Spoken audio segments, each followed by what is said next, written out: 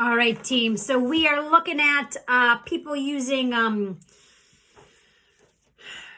hyperbole and metaphor and simile and figurative language to really help invite a reader or a listener into what they are talking about, into the experience that they are having. And the beautiful thing about art and poetry is that it's this person writing about their experience. But as we go through that and as you read about that or listen to the song, it ends up awakening stories within ourselves and memories within our being. And so it's this particular thing that opens us up to beauty and wonder and learning and tears and experiences and all of these different things. So a poem or a painting or a song, it's incredible. And that's where art is just so mysterious and beautiful, as it speaks to each of us so differently. So I want you to listen to Tim Be Told, Silver Lining, and the lyrics are up there as well. I don't know if you have a printer to print it off or not. But if you look on the PowerPoint, there's a link to the song. Clickety clack, you click on that. What I want you to do is I want you to listen to it twice. First, just listen to it for the sake of listening to the song. And secondly, go through and I want you to underline words or circle the parts that are hyperbole or that which is kind of an exaggeration to bring home a point. Underline the metaphors or similes. Circle the parts that kind of pull at your heartstring. So pause this, listen to it twice. The first time, just listen to it through. The second time, have the lyrics in front of you and underline and all that jazz. So press pause, go do that.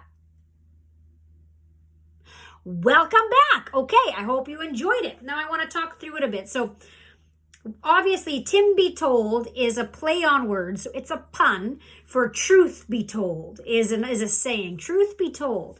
Tim Be Told. So right there we have a pun. And then silver lining is as a metaphor is something that is an image that's given to seeing beauty even within difficult situations. Now, it's not toxic positivity. It's not like everything is fine, right?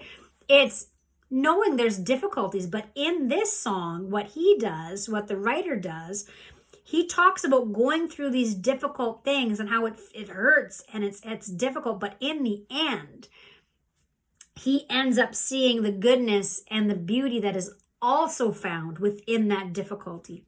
So once upon a time, I was safe and flying high above the land, but then a storm rolled in and ripped my wings and threw my wings upon the sand. So he doesn't actually have wings. There's a metaphor there. And talks about falling 1,000 feet. That's in hyperbole. That's over exaggerated. And he didn't actually fall. It's this idea of the wounds from within, right? And remember me talking about pain and how your brain doesn't know the difference between if I was like, hey, and I slapped your face versus me saying something really cruel to you. That same part of your brain lights up, and it's very difficult. And these are just new things neurologically that we're learning right now. So in this, Tim Be Told, what you see him doing is he doesn't put on the glasses of cynicism from the difficulties that he's gone through. He doesn't put on those glasses of hate. He has that pain. Maybe he has the glasses of pain for a while because we all do. It's a part of being human. But in the end, he ends up seeing his life through a lens of hope and through a lens of love and through a lens of beauty, even within the suffering. You see, it's not about conquering it. It's not about never feeling these things or buying into our culture's standards of always be happy and buy this 5 easy payments of $1,999.99 and you'll get this pill and be happy. It's about learning to live within our humanity. And so there's so many lines within this that are just incredibly beautiful, that sometimes rain is good and it comes down like it should, and it makes the thirsty trees and flowers grow. Just very beautiful ways of looking at things. And what we did in class is we went through and everybody shared the part of their everybody shared the line or the piece that spoke to them. And another one here, because nothing really dies. Isn't that beautiful? How we cry for people, but in the end, within faith anyway, I say, you know, death is not a period, it's a comma. It's a change of clothing, right? How these people are still with us, living life and moving forward with us. So I wanted us to look at that song. Hopefully you went through and you looked through some of the ways that this songwriter and singer, it's the same guy, he wrote the song as well, how he sees life and expresses it through art, and how he uses figurative language to express what he has gone through in his life, and then through a lens of hope. Okay, now Maya Angelou, watch the video. The words are a bit different in the lyrics or the poem that I gave you, but watch it. She's just such a powerful person. And remember that she has gone through so much in her life. We talked about her in the last block, where she was raped when she was really young, and she was told that the guy said that if he told anybody, he would kill them. And so she ends up telling her brother, the guy does end up getting arrested, and then he gets let out that same day, and he does end up getting killed. And Maya Angelou thought that it was her voice that had killed him in her 5-year-old brain, or however old she was when that happened. And she didn't talk forever. She wouldn't speak, and people would call her stupid, and people would say that she was dumb. And finally one day, I don't know if it was her grandma or auntie, I can't remember, who said, you know, I know that you the good Lord is with you anyway. You'll be ready to talk when you're ready to talk. And the thing that ended up helping Maya was when her auntie or her grandma asked her if she loved poetry, and she wrote down, yes, she does. And she said, no, you don't. You'll never love poetry until you speak it, until it's on your tongue and have gone through your lips. And so she goes and she hides under this, by this like chicken coop or something, and she starts to recite this poem. And it's the first time she finds her voice again through poetry and through art. And so watch this, Still I Rise. It's very beautiful. So pause this, watch it twice, same sort of thing. And then what I want you to do is the second time after that, when you go through it, I can't remember what I said, underline the metaphors and circle the similes. Now remember, the similes are when you're comparing something as like or as, and the metaphors are when you're saying I am that. So I'm as tired as a pillow. Simile. I'm a tired pillow. Metaphor. Okay? To bring some imagery. So pause this. You're at 7 minutes and 50 seconds. Go do that, and then come back and we'll talk through this piece. Hello and welcome back. Okay, Maya Angelou. Gosh, it's just beautiful. You may write me down in history with your bitter, twisted lies. You may trod me in the very dirt, but still, like dust, I'll rise. Like dust, a simile, I'll rise. Does my sassiness upset you? Why are you beset with gloom? 'Cause I walk like I've got oil wells pumping in my living room, and oil brings money, right? So here she is in poverty and all of these difficult things happening, and yet she's living as if she's filled with all of this richness, right? In a different way, not in our culture's way of saying you're only happy if you have money, but this rich depth within her. And then this one. Just like moons and like suns, with the certainty of tides, just like hope springs high, still I rise. If you think of this is just beautiful. The moon and the sun, is it always there even when you can't see it? Even when there's clouds, the sun is still there. It's a cloudy day today. I can't see the sun, but it's still there. She's got this defiant hope in this message where she's saying, I will rise, just like the sun is, just as consistent as the moon and the sun and the certainty of the tides going in and out. She will rise. She's tapping into this resilience of all of humanity that have gone before us, that there is within us this resilience and this beauty and this life that exists always, even when you can't see it. She's trusting in that defiant hope of living.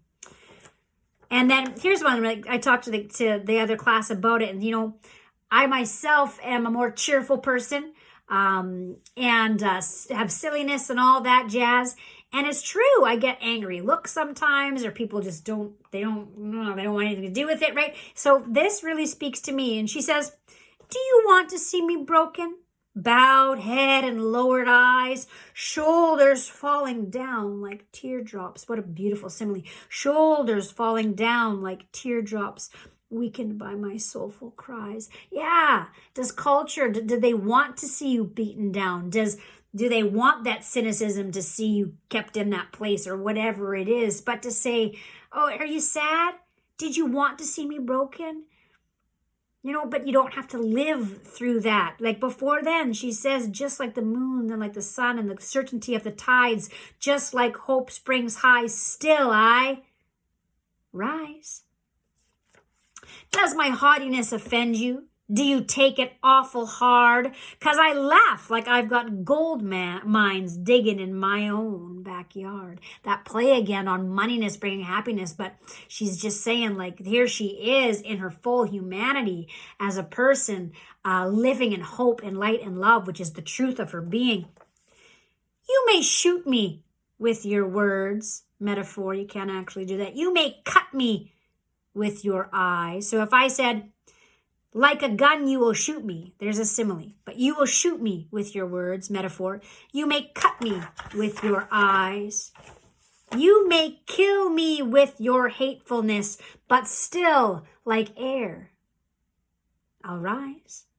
When she found out that Martin Luther King was assassinated, she hit a hardcore depression, and her friends had to go and get her out of her home and had to go in and remind her of life again. So you may kill me with your hatefulness, but still, like air, I'll rise. So it's not toxic positivity. It's saying that there's difficulties within life, and here they are, but still, I will rise. Out of the huts of history's shame, I rise.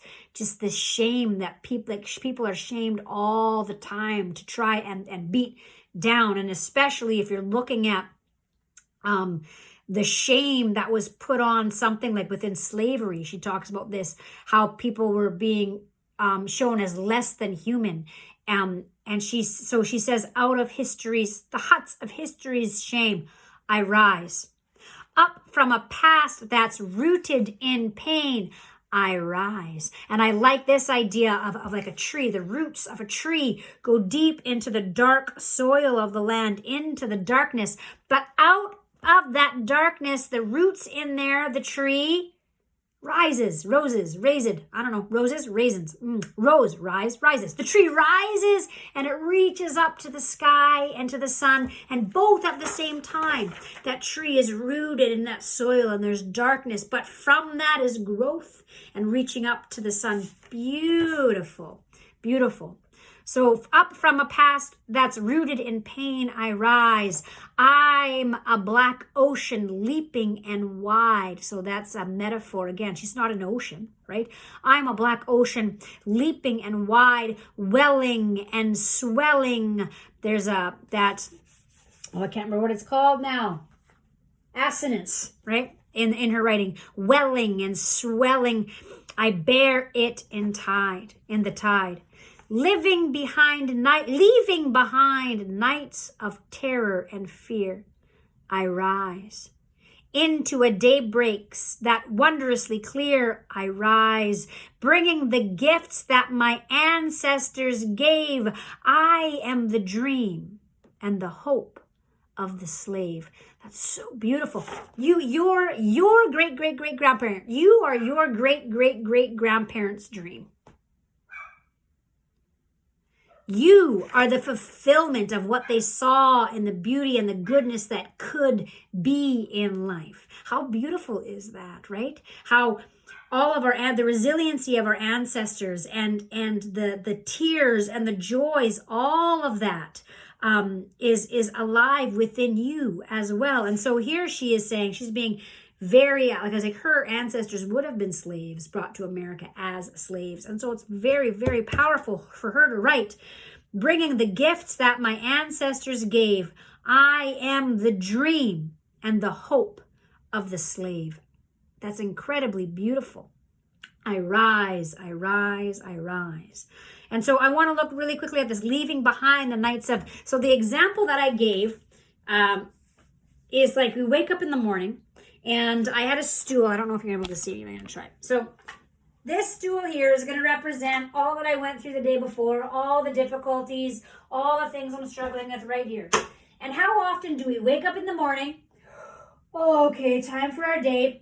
And we pick it all up and we try to live our day. So you're trying to get in the car, you're trying to sit at your desk, but it's really difficult. You see, because when we pick it all up and we think we let it define us, it makes life really difficult to live. But if I can leave it here, it's still here, it's not going anywhere. It's a part of you, but you don't have to pick it up, right? So you practice leaving it here. And then you rise. Right? It's not ignoring it. It's knowing it's there. It's a part of your history. It's a part of your being. But then you rise. One more story that I think I told with this poem, and I can't remember if it was this poem or we also looked at Maya Angelou's I Know Why the Cage Bird Sings. But when it comes to seeing and the different way of seeing, there's this lady whose name is Byron Katie. And when she was, I don't know if it was in her 20s or 30s, she was a very angry and cynical person. And so much so, hatred and depression and anger had overtaken her so much that she was hospitalized for it. She was like, people were terrified of her.